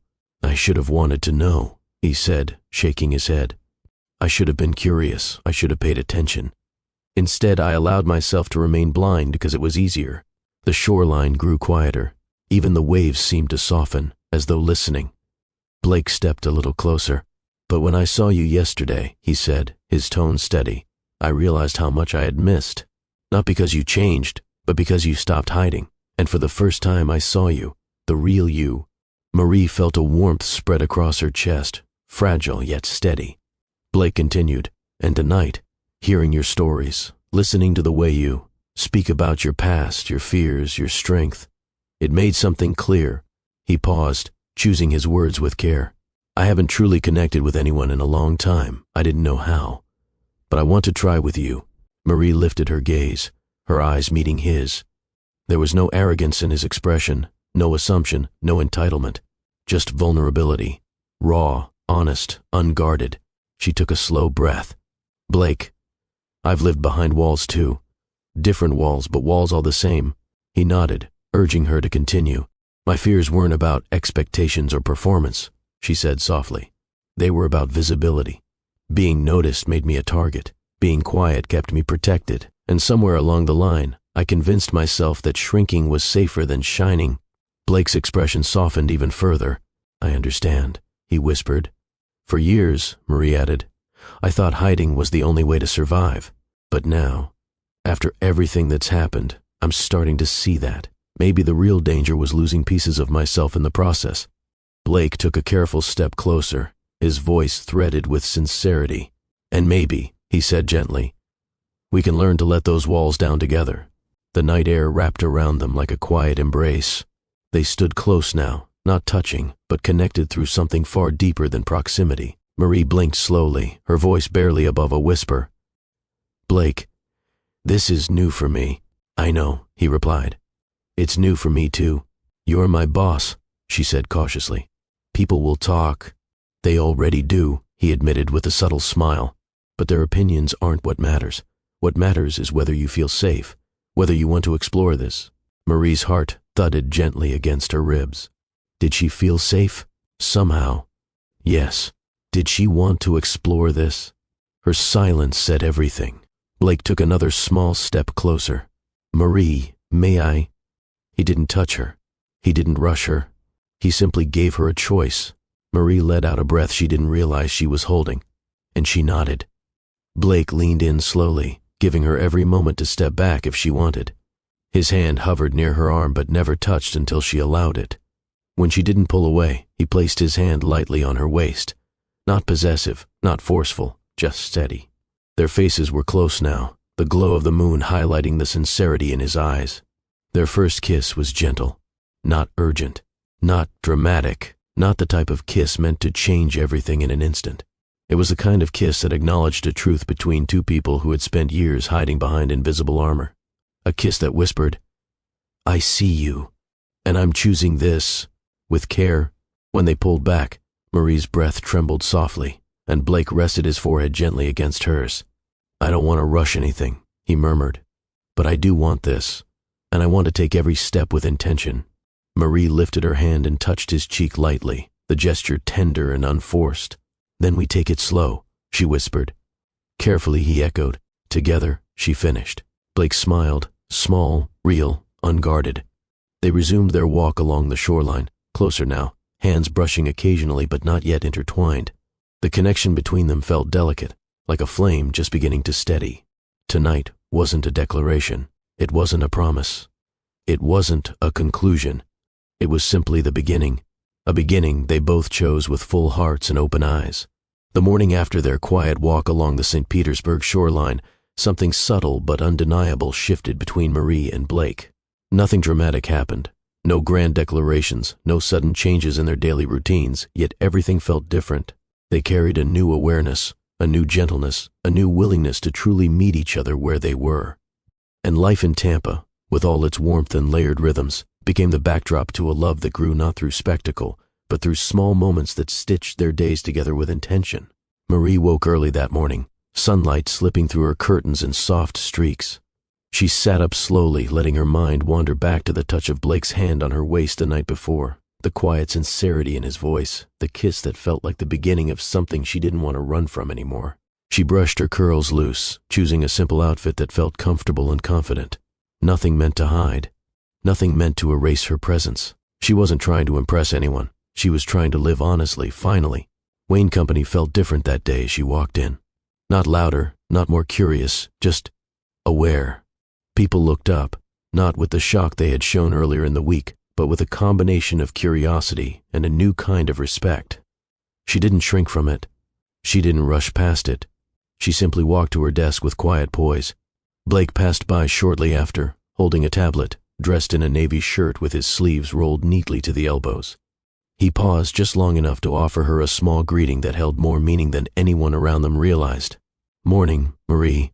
Her lips curved softly. "Morning." A simple exchange, yet full of something unspoken. That was how their new life began, not with fireworks, but with steady warmth. A few days later, Blake suggested something small, a walk through Curtis Hickson Waterfront Park. It was late afternoon when they met there, the sun setting over the Riverwalk, families spread out across the grass, kids running across splash pads, couples sitting close together as boats moved in slow lines along the Hillsborough River. Marie wore comfortable flats and a soft top that complemented her complexion. Blake dressed casually, almost unexpectedly so, a simple polo shirt, relaxed jeans, and a quiet smile. They walked slowly, watching dogs chase frisbees and students lounging near the museum steps. It wasn't a date meant to impress her. It was a moment meant to connect. "You come here often?" Blake asked. "Sometimes." "It helps me clear my head. I should do that more," he admitted. "Most of my days feel like I'm balancing mountains." Marie chuckled softly. "You just need a better view." He glanced at her, eyes warming. "I'm starting to find one." Their hands brushed lightly as they walked, but neither rushed the moment. Everything grew naturally, by choice, not by force. Over the next few weeks, their quiet connection deepened. They started meeting for coffee at a small cafe on North Ashley Drive, a place with soft jazz playing in the background and the smell of cinnamon and espresso drifting through the air. Marie always ordered a caramel latte with a hint of vanilla. Blake always ordered something plain, black coffee, no sugar. "You don't like sweetness?" she teased one morning. "I like sweetness," he said, looking directly at her. "Just not in my coffee." The way he said it made her blush, her heart lifting slightly as she stirred her drink. "That's bold for someone who lives on spreadsheets," she playfully fired back. "Even spreadsheets have surprises," he said, leaning in. Conversations flowed from small topics to deeper ones, childhood memories, their values, their fears, their interpretations of success. Marie told him about street festivals in West Tampa, where drummers created rhythms that shook the evening air and neighbors greeted each other like family. Blake told her about polished gatherings his parents hosted in Sarasota, where everything looked perfect but felt carefully controlled. "I used to think that was normal," Blake said. "That a person always has to present a perfect version of themselves." "It sounds exhausting," Marie replied gently. "It was," he admitted, "but I didn't realize it until I met someone who didn't hide behind perfection. She hid behind fear, and somehow she still felt more real than most people I've known." Her eyes softened. "Blake," he raised a hand slightly. "No pressure, no expectations. I just want honesty, yours and mine," and she gave it to him, piece by piece. A month into their growing relationship, Marie invited him to a community festival in her neighborhood. She hesitated at first, worried he might feel out of place, worried the contrast between their backgrounds would feel too sharp, but Blake surprised her. He arrived dressed casually, greeted everyone respectfully, and allowed himself to be part of the moment without trying to control it. Marie introduced him to neighbors who had watched her grow up, to aunties who pulled her into hugs scented with coconut oil and food seasoning, to uncles who gave Blake that silent protective stare men give when they're measuring a newcomer's intentions. One of the aunties pulled Marie aside and whispered, "This one watching you different. Not like he's studying you, more like he learning you." Marie smiled shyly. She wasn't used to being read that accurately. Blake, meanwhile, tried spicy jollof rice and nearly coughed through a laugh, causing the whole table to burst into warm humor. "You okay?" Marie asked, rubbing his back gently. "I'm fine," he managed, eyes watery, "just reconsidering my life choices." But he didn't stop eating it, and Marie didn't stop smiling. At work, nothing was rushed or irresponsible. They remained professional, but more connected. Blake watched Marie contribute to meetings with a sharpness that impressed him more each day. She handled complicated financial breakdowns with ease. She answered investor questions with clarity. She anticipated problems before they surfaced. She had always been brilliant, but now she allowed her brilliance to breathe. During one meeting, after Marie presented a critical analysis that saved the company hours of negotiation, Blake said, "Excellent insight, Marie, as always." He didn't overdo it. He didn't reveal anything inappropriate. He simply gave credit where it was deserved, openly. Marie felt a quiet pulse of pride, not because he admired her, but because she finally allowed herself to shine. Their love didn't grow through instant passion. It grew through shared coffees, evening walks, honest conversations, mutual admiration, cultural exchange, professional respect, gentle teasing, quiet touches that didn't need explanation. Marie learned that love wasn't meant to suffocate her identity. Blake learned that connection wasn't meant to be a transaction or a performance. They were two people raised in different worlds, shaped by different expectations, now finding balance through understanding instead of pressure. One night, while they sat on a bench overlooking the water after another walk through Curtis Hickson Park, Blake said softly, "Marie, I didn't expect to find this. Not at this stage of my life, not in this way, but I'm grateful." She turned to him, her curls blowing gently in the breeze. "So am I," she whispered. "More than I ever thought I could be." Their hands intertwined naturally, no hesitation, no question. For the first time in a long time, they both felt grounded. Not by obligation, but by choice. This was no longer just connection. This was the beginning of building a life, one moment at a time. The warmth that defined Marie and Blake's daily life began to settle into something stable and comforting, but life has a way of testing anything that grows too perfectly. And in a company as large and competitive as Wayne Company, stability often shook the moment someone felt threatened. It happened on a Thursday morning. The air inside the building felt heavier than usual. Not tense at first, just thick with the energy of people whispering behind half-closed office doors. Marie sensed it the moment she stepped inside. Her intuition had always been sharp, sharpened even further by the years she spent learning how to survive professionally without drawing attention. Something was off. She reached her desk, turned on her computer, and opened her inbox.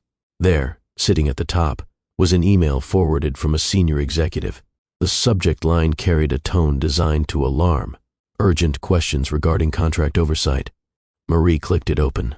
Her heartbeat slowed to a controlled pace, the way it always did when she sensed trouble. Inside the email was a partial draft of a document tied to one of the company's major partnerships. a draft she had never seen before, yet someone in the thread was implying the oversight was hers.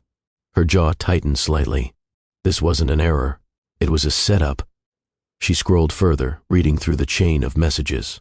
Each reply felt like a subtle push toward placing blame on her. Polite wording, professional tone, but dripping with intention. Marie may have overlooked this section. Was this sent to her? Please verify. Let's review her latest uploads. Nothing said outright, but everything pointed only one direction. Her direction. Marie exhaled slowly. Her fingers hovered over the keyboard, but she didn't respond yet. She had learned that reacting too quickly played into the hands of people who wanted to paint her as careless. Then her phone buzzed. Marie, meeting room 6. Now, it was Blake. She grabbed her notebook and made her way to the room, heels clicking softly against the polished floor. When she entered, the atmosphere told her everything she needed to know. A long conference table, 3 executives seated stiffly, documents spread across the surface. Blake standing at the head of the table, his jaw locked, his expression unreadable. Marie stepped in calmly. You called for me? Blake gestured toward an open chair. His voice was even, but the tension behind it was unmistakable. Yes, close the door, please. She did. The second the door clicked shut, one of the executives began speaking, a woman Marie had worked with for years. Someone who always smiled politely, but never once looked her in the eyes with sincerity. Marie, we're reviewing inconsistencies in the recent partnership documents, the woman said. We're hoping you can clarify the oversight. Marie didn't flinch. Which oversight? Another executive slid a paper toward her. This version contains outdated terms. We traced the upload back to your system timestamp. Marie looked down at the document. It wasn't hers. The layout was sloppy, the formatting inconsistent. She knew her work well enough to recognize that nothing about this file resembled her style. This isn't the version I finalized, she said. The woman across from her forced a sympathetic tone. We're not accusing you, we just need answers. But Marie heard the implication beneath her words. We want to accuse you without saying it outright. Blake remained silent, his eyes scanning each executive in the room, while Marie kept reading the document. He was watching, observing, calculating. Finally, she spoke again. The final version I submitted included updated terms. This one is missing entire sections. Yet it came from your folder, one of the men added, leaning back smugly. Marie looked up at him. Calm, controlled, unmoved. Anyone with edit access could have altered the file. A beat of silence. Then the woman replied, Are you suggesting internal manipulation? Marie didn't answer. She didn't need to. The truth weighed heavily in the room whether they wanted to acknowledge it or not. Finally, Blake stepped forward, placing both hands on the table, not aggressively, but firmly. Let's stop for a moment, he said, voice steady but edged with authority. Before we imply blame, I need one question answered clearly. He locked eyes with the executives. Did any of you verify the audit trail before calling this meeting? None of them answered. Marie's heart lifted slightly. She didn't show it, but she felt the shift. Blake wasn't guessing. He already knew they hadn't checked. Blake continued, because I reviewed it myself before calling Marie here. Every head turned, and the audit trail clearly shows this file was modified by a different user before being uploaded to the shared system. You could hear the air leave the room. The woman tried to recover. That must be a mistake. No, Blake replied sharply. It isn't. Marie watched him, her face unreadable, but inside something shook loose. Not fear, not worry, but the unexpected feeling of being defended. Not pitied, not protected behind closed doors. Defended openly. Blake straightened, his voice carrying more weight now. I will not tolerate attempts to place blame on an employee without factual grounding, especially not someone whose record of accuracy and integrity is one of the strongest in this building. The executives shifted in their seats. Embarrassment. Shock. Maybe even fear. But Blake didn't let up. If anyone in this room attempted to redirect fault to avoid accountability, he said, trust me, that will be addressed. He didn't raise his voice. He didn't lash out. He didn't lose composure. His calm was far more powerful than anger. The meeting ended abruptly, excuses spilling out as the executives stood and left one by one, unable to maintain eye contact with either Blake or Marie. When the door finally closed behind the last person, the room fell silent. Marie inhaled, her chest tightening with emotions she'd kept buried for years. Frustration, relief, fear, gratitude. She looked down at the table, trying to steady herself. Blake stepped closer, his tone softer now. "Marie, are you okay?" Her throat tightened.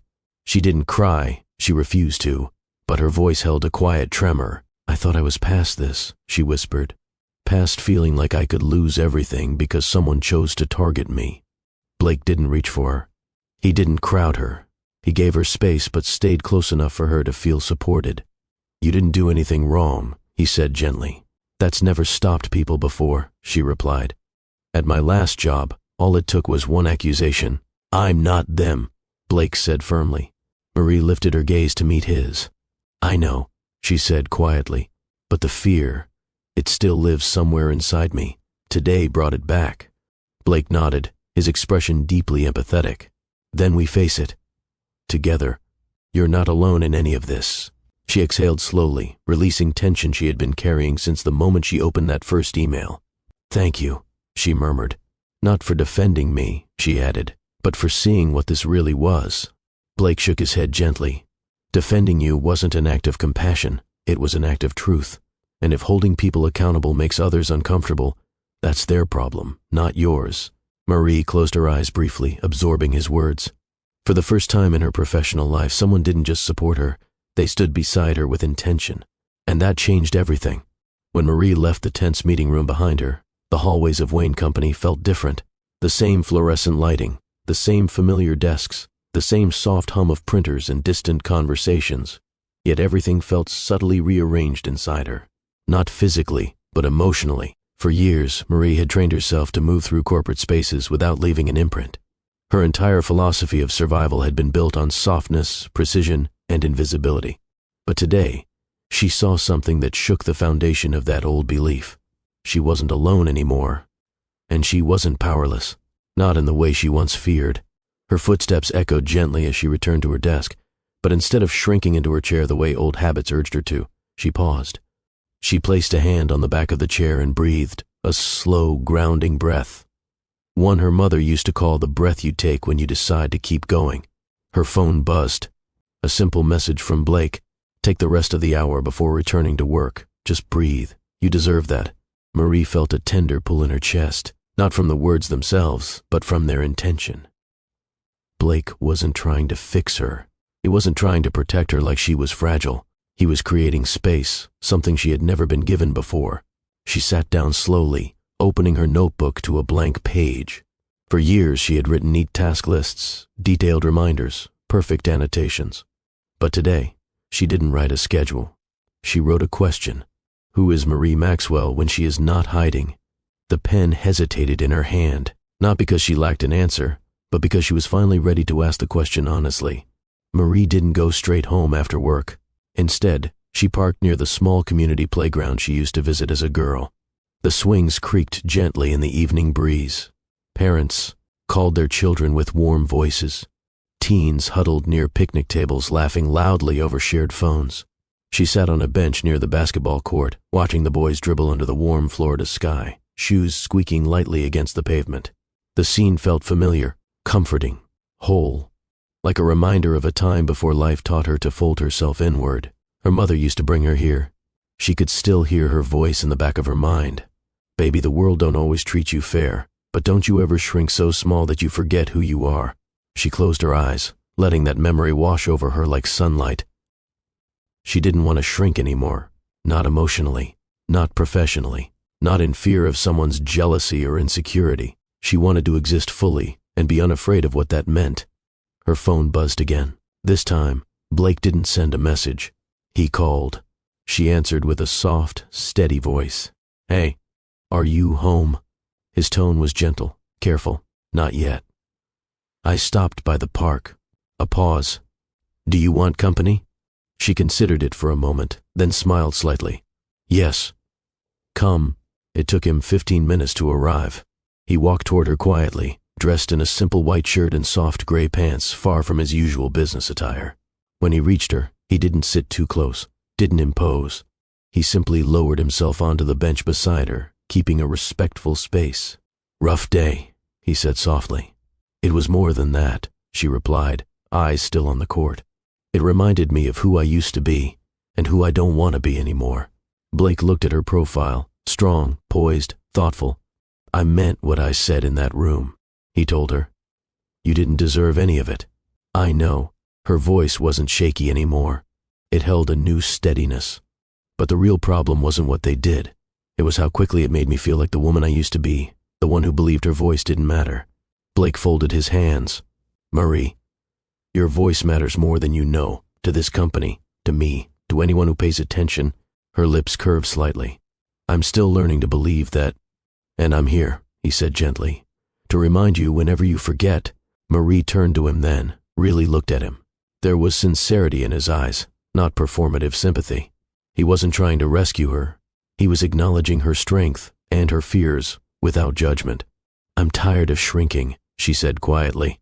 I want to stop running from the possibility of being great. I want to stop letting old wounds control how I show up. Blake's gaze softened to something deeply respectful. Then let yourself rise. I'll walk with you, not ahead of you, not behind you, beside you. Her breath caught slightly. No one had ever said something like that to her. Not with such intention, not with such grounded honesty. Blake, she murmured, you don't know how much that means. I do, he said, because I've been learning who you are, and I want to keep learning. The next morning, Marie arrived at work with calm determination. Not the quiet, guarded calm she had carried for years, but a new kind, the calm of someone stepping into her truth intentionally. She knocked lightly on Blake's office door. Come in, he called. She stepped inside, closing the door gently behind her. Blake looked up from his laptop, sensing her purpose. Marie, he said softly, how are you feeling today? Stronger, she replied. Clearer. He nodded, encouraging her to continue. You mentioned an opportunity, she said. A leadership role you thought I should consider. Blake leaned back slightly.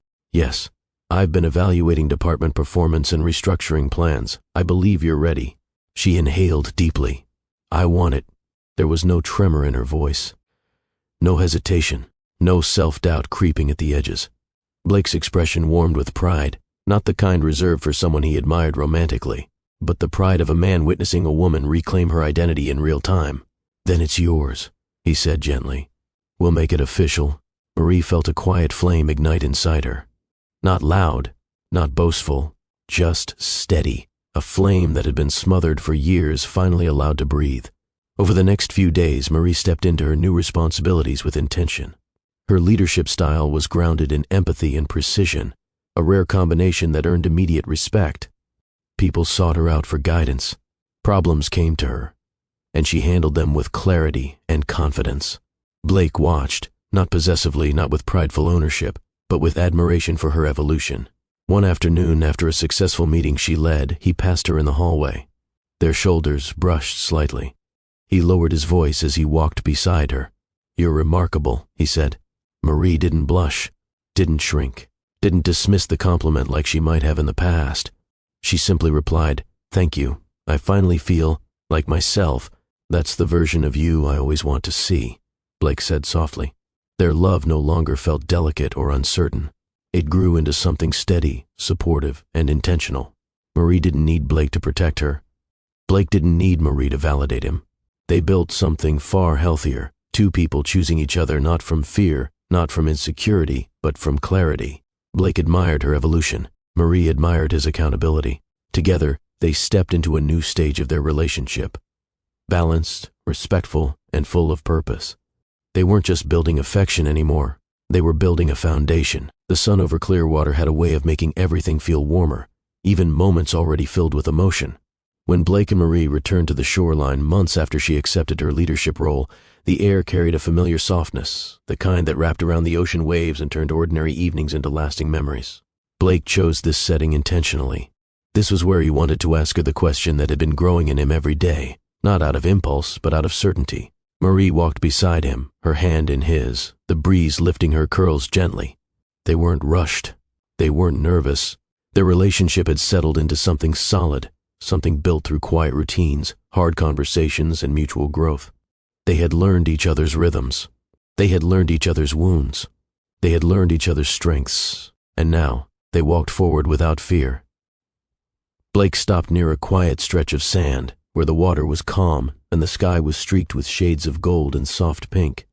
Marie turned toward him, her expression curious. "What's on your mind?" she asked. Blake held her hands gently. "Everything we've been building." She smiled, a soft, warm smile he'd grown addicted to. "Marie Maxwell," he said, voice steady but full of emotion. "You changed my life in ways I didn't know I needed." He reached into his pocket and removed a small velvet box. Marie inhaled sharply. He opened it. Inside was a simple, elegant ring, nothing gaudy, nothing meant to impress anyone but her. A ring chosen with intention, reflecting who she was, graceful, strong, and undeniably herself. "I want a life with you," Blake said. "A life where we continue to grow together, challenge each other, support each other, and choose each other every day. Will you marry me?" Marie's eyes softened, tears filling them not from shock, but from a deep sense of recognition, the kind that comes when life aligns with courage. "Yes," she whispered. "Yes, Blake. I will." He slid the ring onto her finger, and she stepped into his arms, letting herself feel every ounce of the moment. The ocean rolled gently behind them. The sky glowed warmly above them. And for the first time in years, Marie felt her future open, without fear.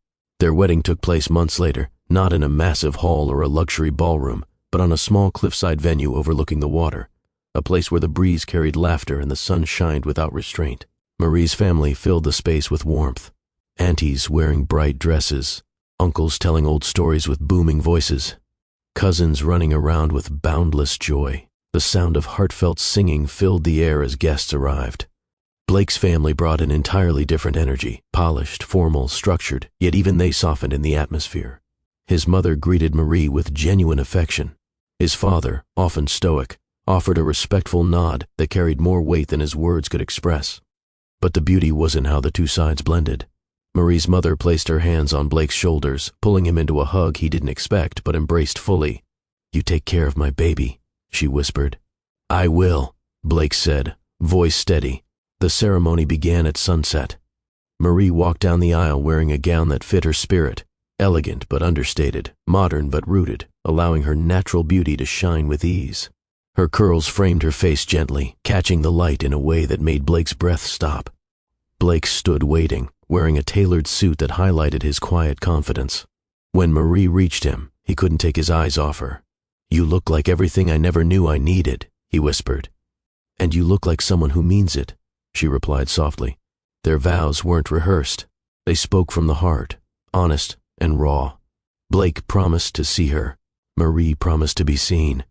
They promised to choose growth, humility, and truth, always.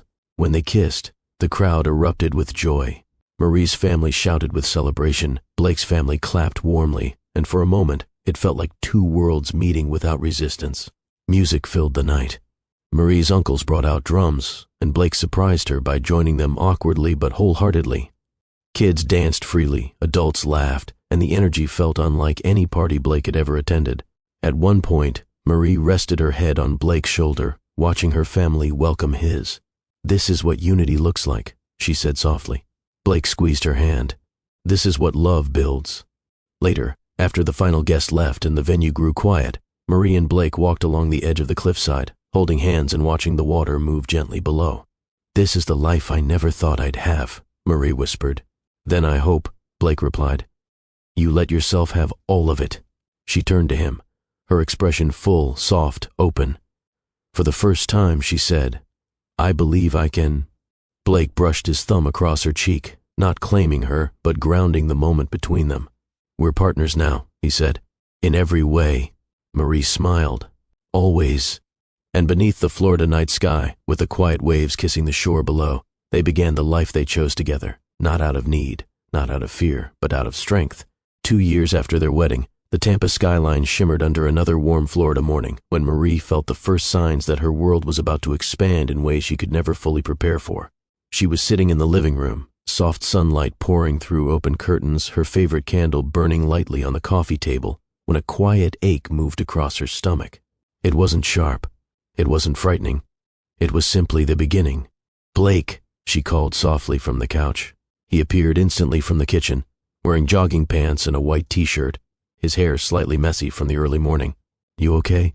he asked. Marie breathed slowly. "I think "It's time." His eyes widened, a mix of excitement and steady concern as he moved to her side. "All right, let's get everything ready." There was no panic, no rushing, just a calm, grounded energy between two people who had prepared for this moment with intention. He helped her stand, placing a supportive hand on her back as they headed toward the car. Marie leaned into him with trust, the kind of trust built not over months, but over years of careful partnership. The drive to the hospital felt surreal. Tampa's streets passed by them, palm trees swaying gently, people jogging along sidewalks, cars moving in quiet morning traffic, and yet everything felt distant compared to the life-changing anticipation filling the car.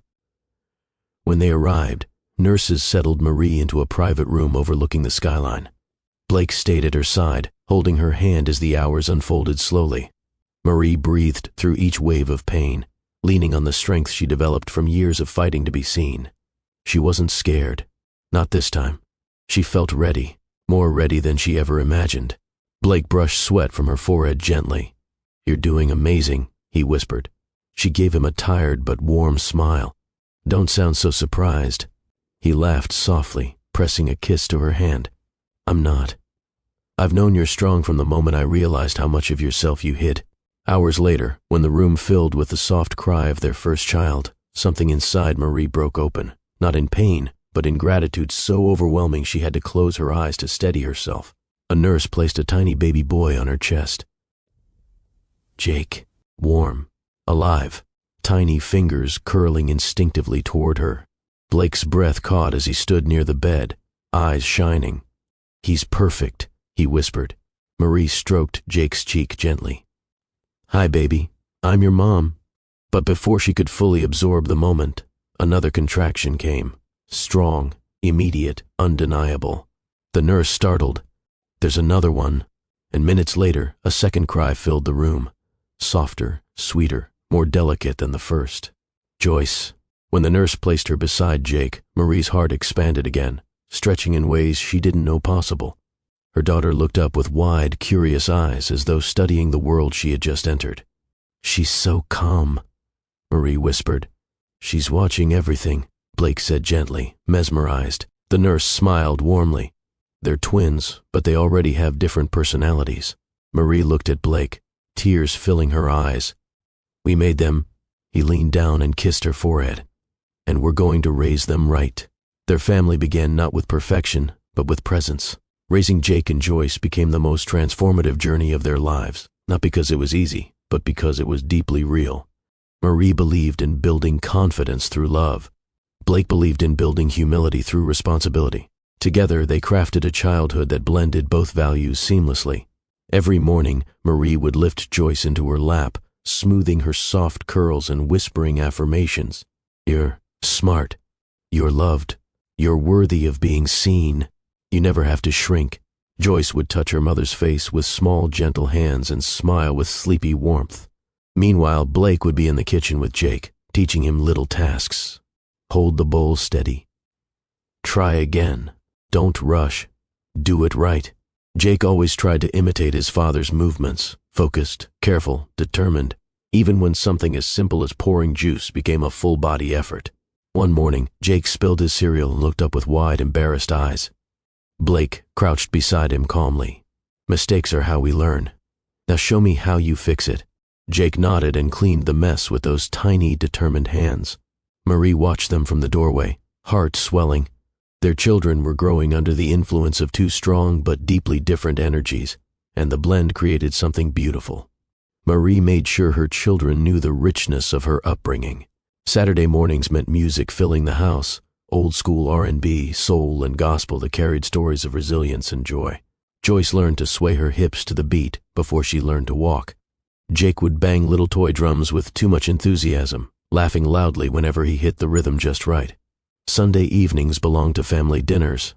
Blake sat with Marie's relatives, listening to jokes, soaking up wisdom, and contributing stories that showed how far he'd come from the polished world he was raised in. Joyce loved the warmth of those gatherings. Jake loved the laughter. Blake loved watching Marie shine in the environment that shaped her. But Blake's heritage wasn't ignored. Marie insisted their children understand both sides. On special holidays, Blake took the lead, teaching them traditions from his childhood, explaining why certain customs mattered, guiding them through rituals that once felt distant to him but now felt deeply meaningful because he was sharing them with his family. Marie made sure neither child felt split between two worlds. Instead, they learned to stand firmly in both. Marie often told her children, "You are allowed to take up space. Your voice matters." Blake added, "Use your voice with respect. Strength comes with responsibility." One evening, when the twins were 5, Joyce came home upset after another child teased her hair.